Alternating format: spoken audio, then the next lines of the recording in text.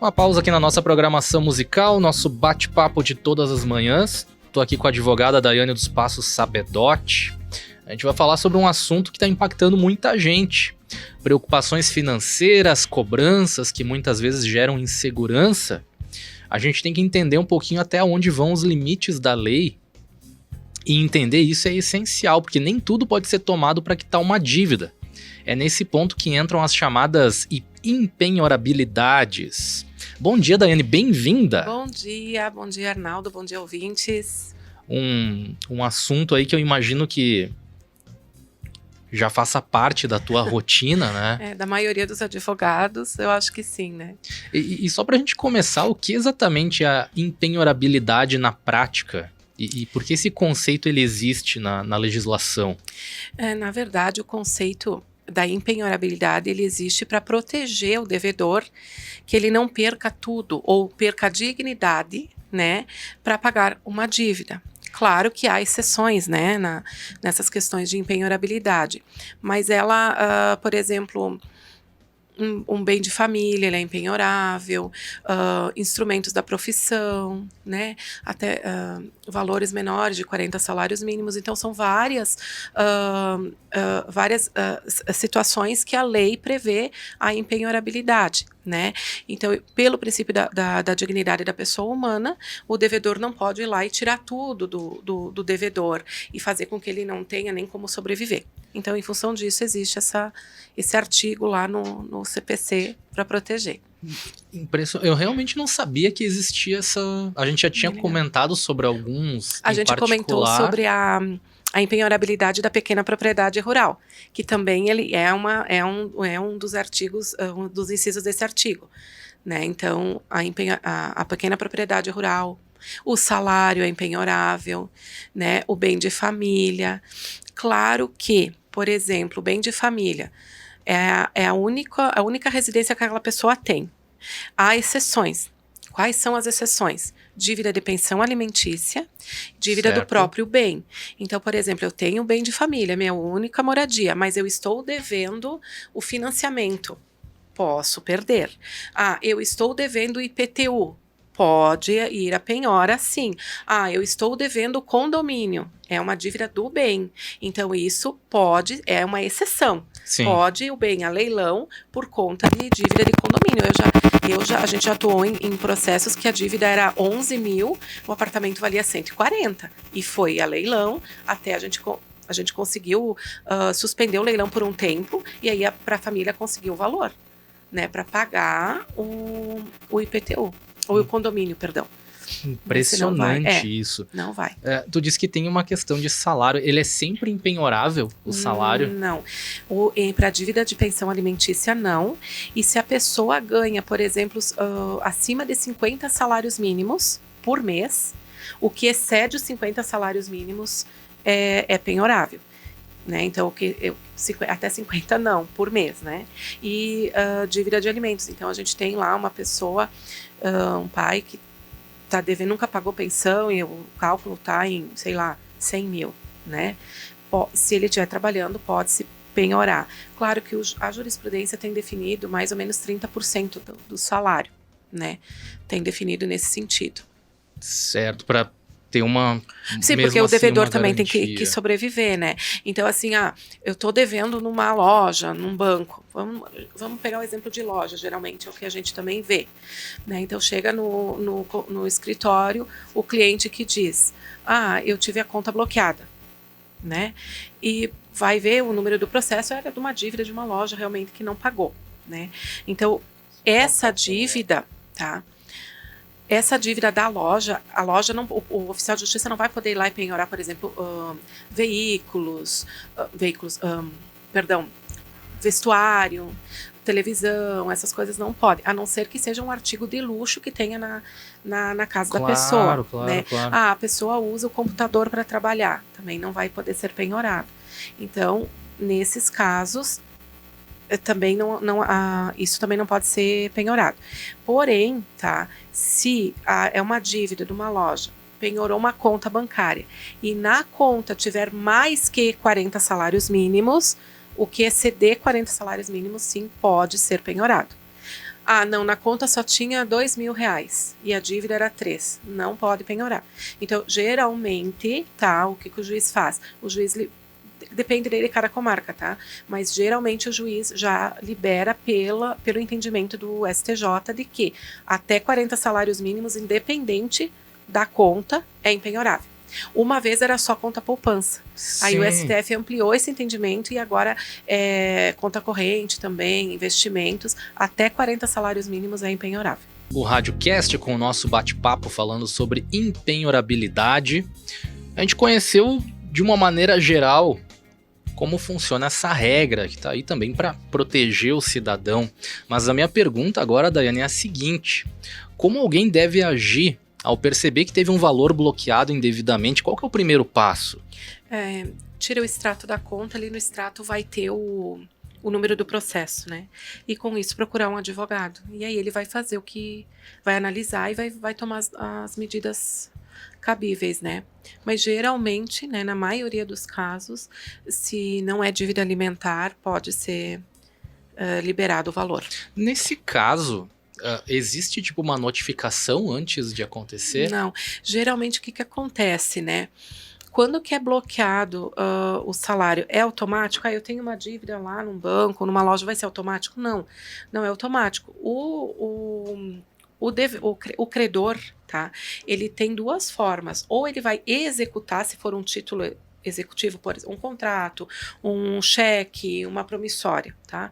É um título executivo, então ele vai entrar com uma ação de execução. Essa ação de execução, sim, o devedor ele é intimado para pagar em 15 dias. Tá. Ele não pagando, aí começam os atos de expropriação. Penhora de contas, penhora de outros bens que tenham no nome do devedor. A outra forma, aí pode ser uma ação de cobrança, uma ação monitória, que a gente chama, e que são ações de conhecimento. Qual que é a diferença? Na ação de conhecimento, o devedor também ele vai ser intimado, citado para se defender, né? Ele pode se defender ou não. Se ele não se defender, o processo ele corre mais rápido, vai ter uma sentença. E daí essa sentença ela se torna um título executivo. E aí se pode fazer a execução. Então é diferente. Na execução ela é muito mais rápida. Sim. É 15 dias para pagar, não pagando, vai para penhora. E no processo de conhecimento aí demora mais um pouquinho, porque tem todo o trâmite processual. A citação, a contestação, a réplica, provas, sentença, recursos. Então, dependendo do caso, a gente está falando às vezes de 1 ano e meio, 2 anos até para ter um título executivo. Então, nesse tempo, às vezes a pessoa também consegue ter um dinheiro para ir lá e quitar a dívida, para negociar, para fazer um acordo, enfim. Né? Tem uma ouvinte que mandou uma mensagem aqui, a Joyce. Tem casos que a pessoa acredita estar protegida, mas não está? Você pode dar exemplos? Nesse caso, a gente falou nos programas do Home Equity, eu acho, né? Sim. Que quando a gente faz um empréstimo, dá o bem em garantia, né? Então, quando é dívida do próprio bem, às vezes a pessoa diz, eu tenho... Às vezes eles acham, não, mas a minha casa eles não podem penhorar. Não, mas se é dívida do condomínio, IPTU e do próprio bem, um financiamento, pode. Pensão alimentícia também é comum. Não pode penhorar, o meu salário não pode penhorar, mas a pensão alimentícia pode. Então, às vezes a pessoa tem essa falsa ilusão de que ela pode estar protegida por isso, mas há as exceções. Né? A gente tem que estar sempre atento a esse ponto. Tem que estar atento para essas exceções que a lei traz. Tem uma outra pergunta aqui, anônima. Para quem está endividado, qual é o principal conselho para evitar problemas maiores dentro de um processo judicial? Aí tem que ver todo o contexto, né? Bem difícil explicar. Porque daqui a um pouco a pessoa já foi citada, a pessoa foi citada ou não foi citada? Tem bens no nome, não tem bens no nome, né? Porque não vai, porque fui citado num processo lá e tenho imóveis e eu vou me desfazer dos imóveis. Não faz isso porque a consequência é pior. Sim. Tá? Então, tem que analisar o caso concreto disso. O melhor é procurar um advogado da confiança, claro, se já tem, já foi orientado, né? Mas se não tem ainda, foi citado e sabe que existe um processo contra você, o melhor é procurar um advogado da tua confiança que ele vai analisar o caso concreto. Exato. Tem a análise. Eu imagino que a gente já falou isso em algum momento. Às vezes a gente tá com pressa e quer resolver e pode fazer um acordo ruim, né? Muitas vezes. Muitas vezes eu atendo assim, dívida bancária é o principal, tá? Ou então as pessoas, às vezes numa outra dívida comum de loja, enfim, a pessoa vai lá e diz, não, eu vou conseguir assumir, e não assume. Não consegue pagar, enfim, uma parcela de R$500. Às vezes para a pessoa é pesada essa parcela e ela não cumpre. Aí vai ter o valor que ela já devia, vai ter a cláusula penal daquele acordo, vai ter os juros. Então uma dívida que era para estar em 5 mil, num descumprimento fácil, às vezes vai para 8, 10 mil, dependendo do juro que é colocado ali e das cláusulas que são colocadas, né? Ontem mesmo eu estava atendendo um cliente que ele me trouxe uma situação que ele fez uma renegociação de vários contratos bancários e o total dos contratos que ele devia para o banco era 100 mil e alguma coisinha. Não me recordo bem a coisinha ali, o valor, né? Mas era 100 mil. Tá? E ele foi lá e fez no banco, ele fez 72 vezes de 6 mil e pouco e vai dar 485 mil. Nossa. Então ele foi lá, foi bem na época da pandemia, foi uma situação que ele estava desesperado e achou que aquele momento, aquele acordo era bom. Mas geralmente, se tu não faz essa conta lá no final, a dívida dele quase que quintuplicou. Exato. Quadruplicou com certeza, porque deu 485 mil. Então, assim, tem uma abusividade, bom, a gente vai analisar, né? Qual é a taxa de juros, enfim, ali, nesse caso eu já vi que tem abusividade, né? Mas tem que analisar várias vezes, tá? Super endividados vão lá, eu vou fazer uma renegociação. Então, uma dívida que era 90 mil vai para 200 mil tranquilamente, 300 mil. Eu já vi dívidas de 24 mil e para 121 mil. Nossa. 24 mil. Então, assim, olha o quanto essa dívida sumiu. O quanto essa pessoa se comprometeu a mais. Né? Então tem que ter cautela, não faça nada no desespero, sabe? Pense, veja suas finanças, se pode assumir. Se não pode assumir, é melhor às vezes não assumir, falar para quem tu tá devendo, olha, eu sei que eu tô devendo, vou pagar, mas nesse momento eu não consigo assumir, porque senão vai, né, às vezes complica. A chance mais. De fazer um negócio ruim nesse contexto é muito grande, né? Claro, volto a dizer, cada caso é um caso. Tá?